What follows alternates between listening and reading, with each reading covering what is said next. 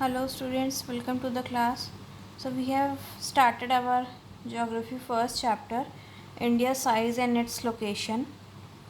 Till now uh, we have completed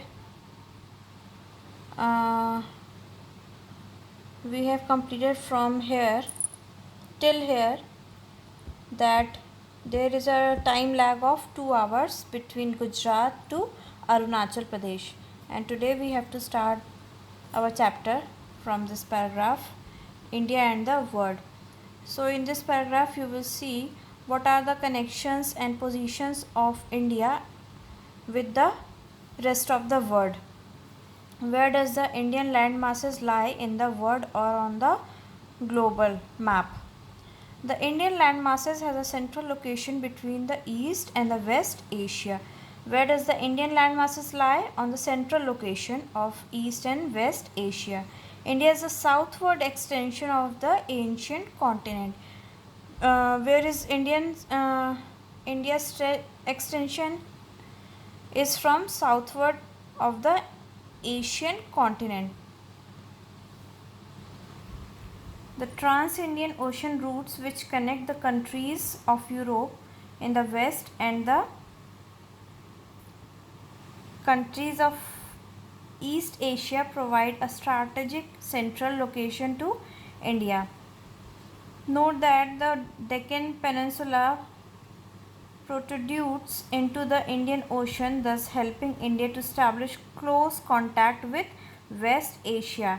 So India connect with the other European countries through the Trans-Indian Ocean routes, which establish a close contact with other Western Asian countries.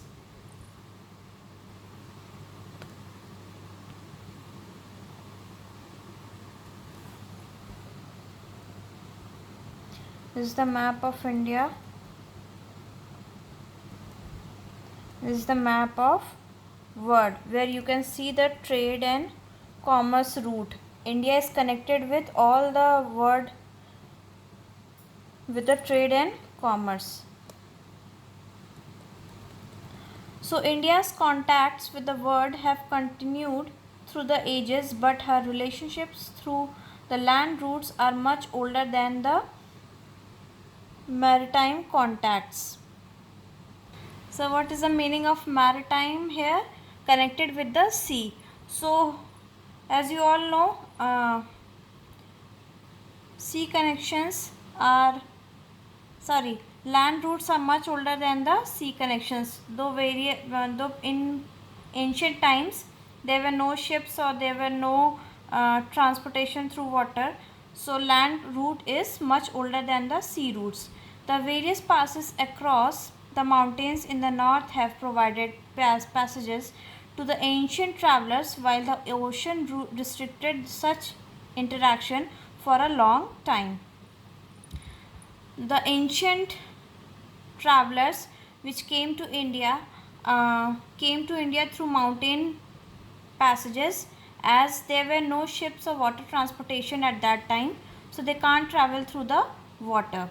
These routes have contributed in the exchange of ideas and commodities since ancient times. So what these routes help in? These routes helps them in the contribution and exchange of ideas, commodities, etc. The idea of Upanishad, Ramayana, the story of Panchatantra, the Indian numerals and the decimal system thus could reach many parts of the world at that time.